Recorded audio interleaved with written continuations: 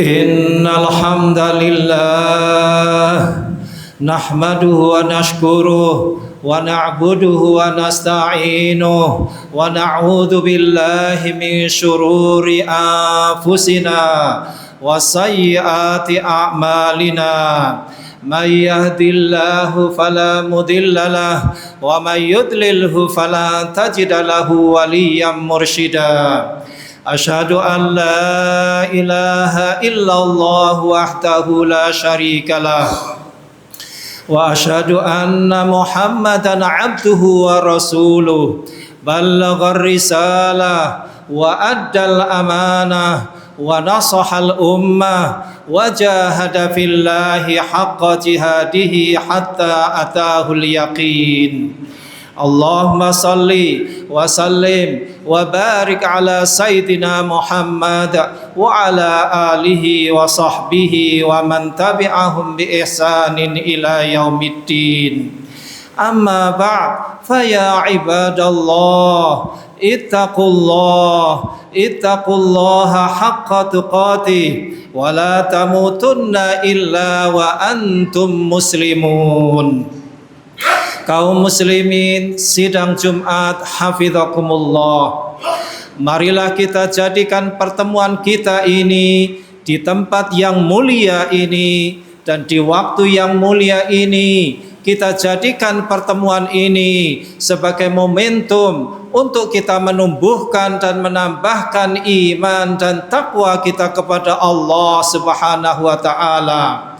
Karena sesungguhnya sebaik-baik bekalan untuk kita mengharungi kehidupan yang penuh dengan tantangan, sebaik-baik bekalannya adalah iman dan takwa.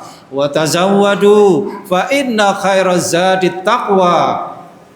Dan berbekalah kamu, dan sebaik-baik bekalan adalah takwa.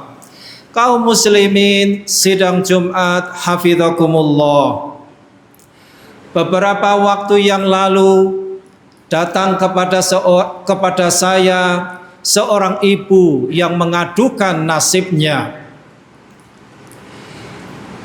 Ibu tadi dengan penuh kesedihan menceritakan bahwasanya dia baru saja tertipu.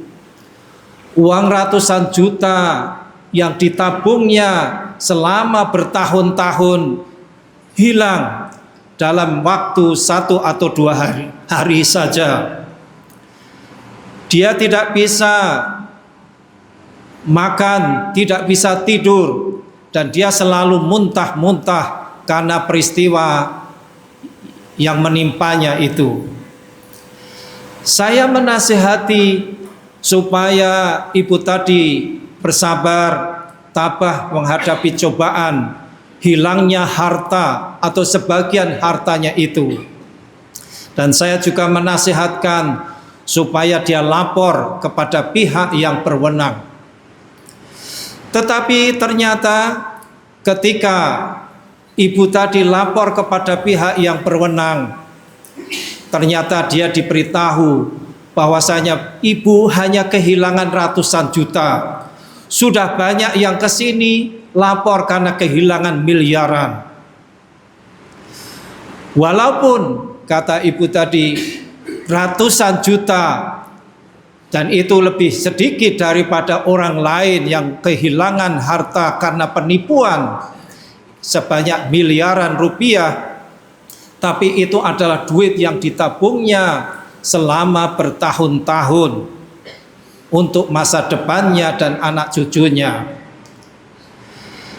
Itulah yang terjadi kaum muslimin sidang Jumat hafizakumullah.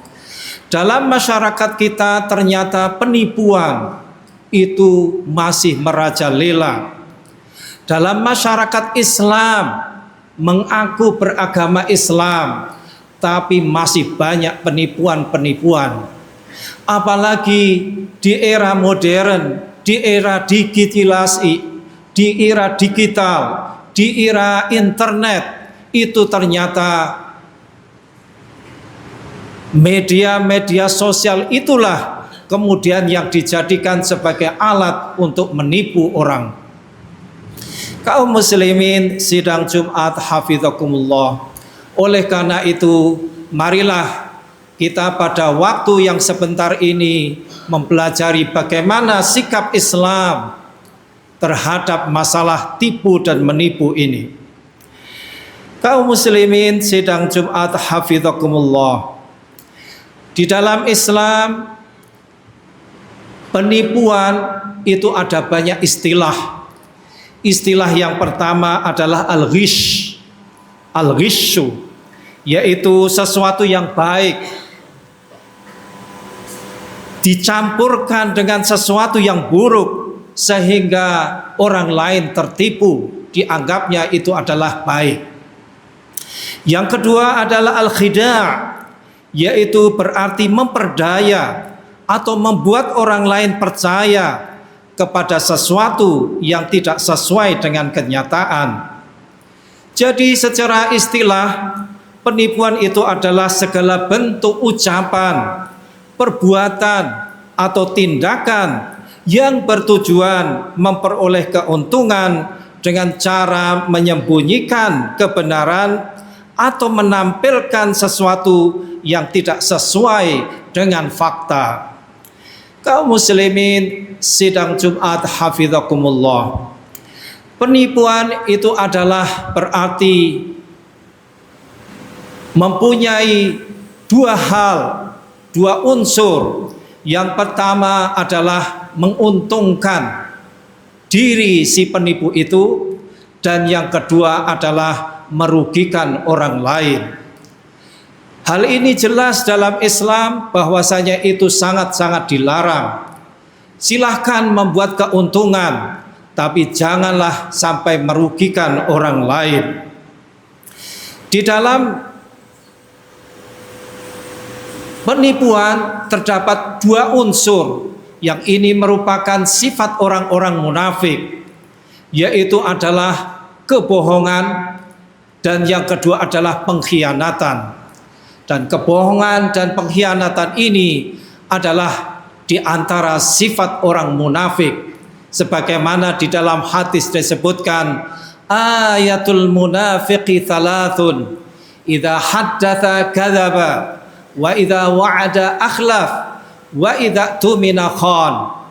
Yang artinya adalah tanda orang munafik itu adalah apabila berkata dia bohong atau berdusta, apabila dia berjanji maka dia mengingkarinya, dan apabila dia dipercaya maka dia akan berkhianat. Jadi sebenarnya penipuan itu mengandungi dua unsur dari orang munafik ini, yaitu bohong dan berkhianat. Kenapa demikian? Karena dalam penipuan, orang kalau menipu biasanya selalu berbohong, mengatakan kata-kata yang tidak sebenarnya supaya orang lain tertipu. Dan dia sebenarnya adalah orang yang dipercaya, akan tetapi dengan menipu maka dia telah berkhianat terhadap orang yang mempercayainya.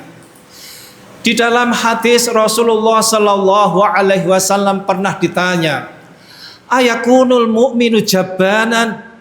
Faqala na'am. Ayakunu bakhilan? Faqala na'am. Ayakunu kadzaban? Fayaqulu la.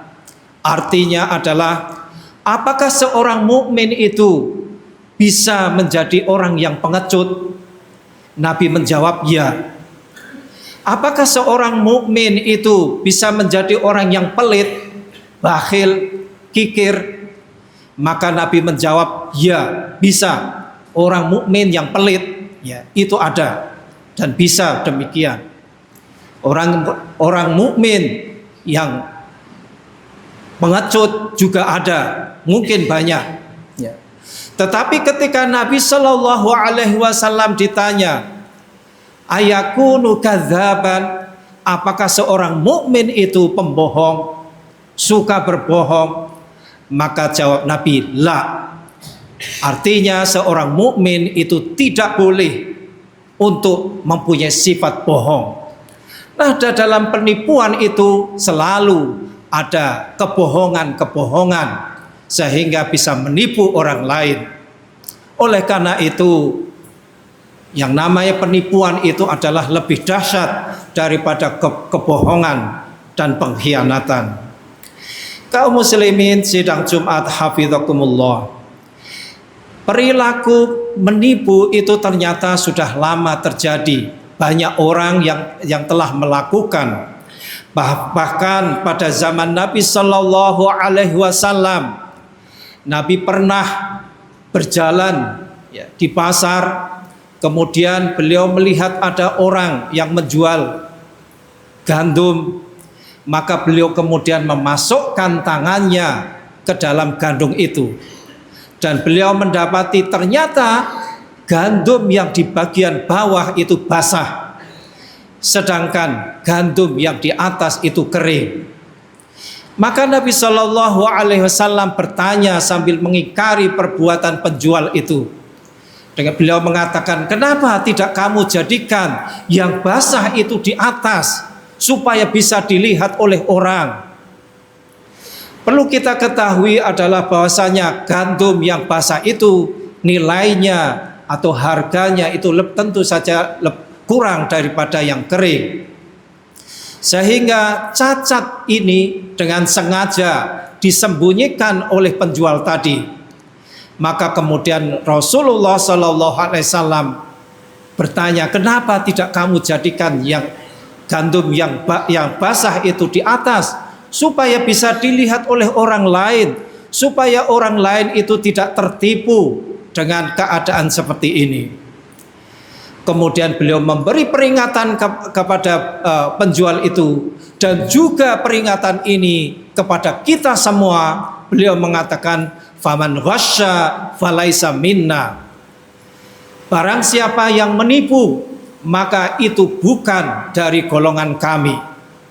Jadi penipuan itu ternyata adalah dosa yang besar, bisa mengeluarkan kita dari golongan Nabi Muhammad Sallallahu Alaihi Wasallam, dari golongan orang Islam.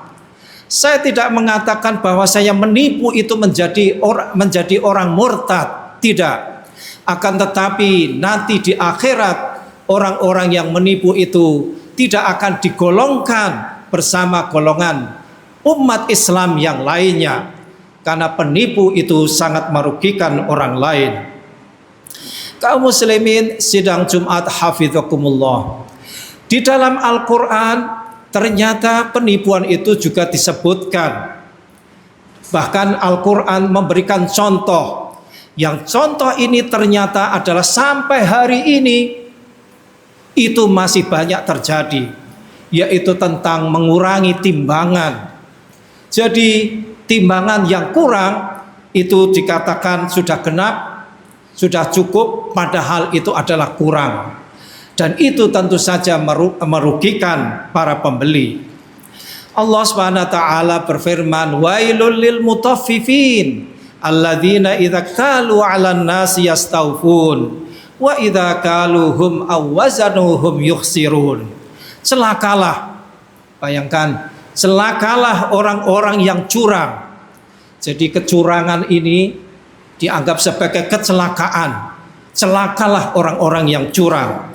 Siapa yang dimaksud dengan orang yang curang di sini? Yaitu orang-orang yang apabila menerima takaran dari orang lain, mereka minta dipenuhi. Tetapi apabila mereka menakar atau menimbang untuk orang lain, mereka mengurangi. Inilah kecurangan yang terjadi pada zaman Nabi Shallallahu Alaihi Wasallam, dan hingga hari ini ternyata juga masih terjadi, dan kecelakaanlah bagi mereka orang-orang yang melakukannya. Kaum muslimin sidang Jumat hafizakumullah, di dalam Al-Quran juga Allah Subhanahu wa taala telah memberi peringatan keras kepada kita, yaitu dengan firman-Nya, ya ayyuhalladzina amanu la ta'kulu amwalakum bainakum bil batil. Wahai orang-orang yang beriman, janganlah kamu makan sesama harta kamu dengan cara yang batil. Cara yang batil banyak. Cara-cara yang tidak direstui oleh Islam, di antaranya adalah dengan cara penipuan. Jadi kita mendapatkan harta benda kita, ya memang mungkin banyak orang yang mencari harta dengan penipuan itu dengan niat baik, memberi nafkah kepada keluarganya, tapi caranya adalah dengan menipu. Maka bagaimana akan diterima oleh Allah Subhanahu wa ta'ala? Kaum muslimin sidang Jumat hafizakumullah, penipuan itu sangat-sangat dilarang dengan sangat keras dalam Islam, karena penipuan itu akan merusakkan akidah seseorang, akan merusakkan akhlaknya, akan merusakkan kepercayaan masyarakat kepadanya, akan merusakkan muamalah, akan merusakkan ekonomi dan persaudaraan dan keadilan sosial. Inilah bahayanya penipuan. Kalau menipu kepada seorang pribadi atau individu saja dilarang, maka apalagi menipu orang banyak. Bagaimana dengan kasus ijazah seandainya memang benar-benar palsu, maka bukan hanya KPU yang ditipu, akan tetapi kita semua masyarakat Indonesia itu akan menjadi korban penipuan. Bagaimana dengan konteks apa yang telah dilakukannya, perjanjian-perjanjian yang dilakukan oleh orang yang menipu dengan ijazah palsu tadi? Bagaimana dengan hutang-hutang negara kita? Hutang negara kita sudah ribuan triliun.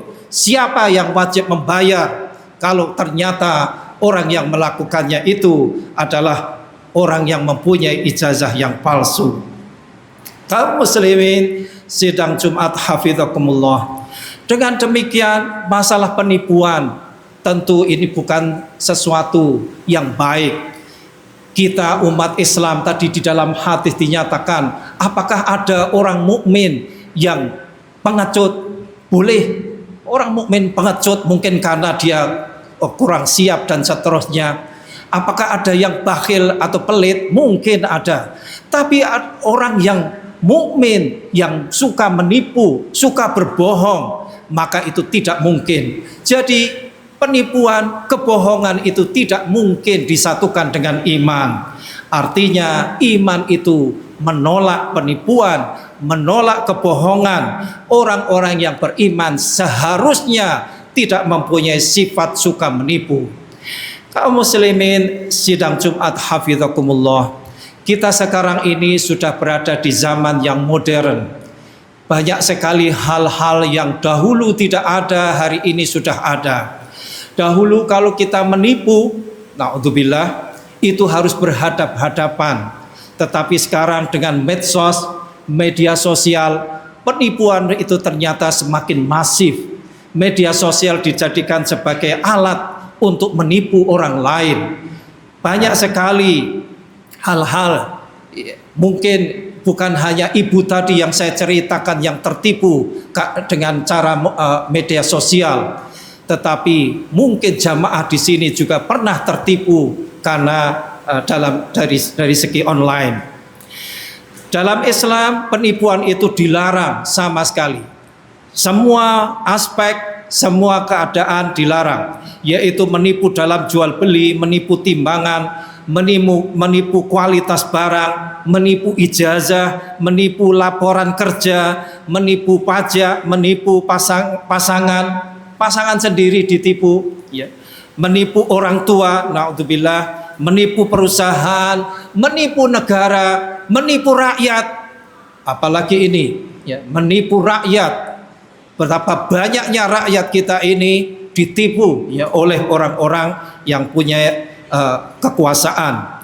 Menipu melalui media sosial, ya, penipuan investasi, penipuan online, penipuan identitas, penipuan lowongan kerja, penipuan donasi dan lain sebagainya.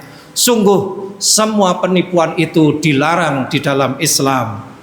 Kaum muslimin sidang Jumat hafizakumullah, di dalam hadis yang saya katakan tadi, yang saya nyatakan adalah faman ghasya falaisa minna. Ini adalah larangan keras dari Rasulullah Sallallahu Alaihi Wasallam. Orang-orang yang menipu, barang siapa yang menipu maka bukan termasuk golongan kami. Ini menunjukkan penipuan itu bukan sembarangan dosa, tetapi dia adalah dosa yang besar. Apalagi kalau seandainya yang ditipu itu adalah orang banyak. Orang yang ditipu itu adalah orang yang banyak sehingga kita semua tertipu. Kita sudah percayakan dia, akan tetapi ternyata dia menipu kita. Kaum muslimin sidang Jumat hafizakumullah, ingatlah, kalau kita ingin mencari keuntungan, maka cara penipuan itu tidak mungkin akan mendatangkan keberkahan. Memang bisa saja orang yang menipu mendapatkan keuntungan, tapi itu adalah keuntungan sesaat saja. Tetapi keberkahan, dia tidak mungkin mendapatkan keberkahan dari Allah Subhanahu wa taala. Di dalam sebuah hadis Rasulullah Sallallahu Alaihi Wasallam bersabda, al-bay'ani bil khiyar, fa in sadaqa wa bayyana burika lahuma fi bai'ihima, wa in kadzaba wa katama muhikat barakatu bai'ihima. Apabila penjual dan pembeli jujur serta menjelaskan keadaan barang, maka keduanya diberkahi dalam jual belinya itu. Tetapi apabila keduanya itu berdusta dan menyembunyikan cacat barangnya, maka akan dihapuskan keberkahan jual belinya. Kaum muslimin sidang Jumat hafizakumullah, oleh karena itu perlu kita ketahui bahwasanya Islam membangun peradaban di atas kejujuran dan amanah, sedangkan penipuan menghancurkan individu, keluarga, masyarakat, bahkan negara. Nabi Shallallahu Alaihi Wasallam tidak sekedar melarang penipuan, tetapi memberikan peringatan yang sangat keras. Barang siapa menipu, maka ia bukan termasuk golongan kami. Mohon diingat-ingat sabda Nabi ini. Barang siapa yang menipu, maka ia bukan termasuk golongan kami. Karena itu setiap muslim wajib menjadikan kejujuran sebagai prinsip hidup dalam seluruh aspek ibadahnya, perdagangannya, pekerjaannya, pendidikannya, pemerintahannya, maupun interaksi di era digital seperti sekarang ini. Rezeki yang halal dan penuh keberkahan hanya dapat diraih dengan jalan yang jujur, sedangkan keuntungan yang diperoleh melalui penipuan hanyalah kenikmatan sesaat yang akan berubah menjadi penyesalan di dunia dan pertanggungjawaban di hadapan Allah pada hari kiamat nanti. Aqulu qawli hadza wa astaghfirullahal azim li wa lakum wa lisairil muslimina wal muslimat fastaghfiru fa ya fauzal mustaghfirin wa ya najatat taibin. Allahumma inna astaghfiruka.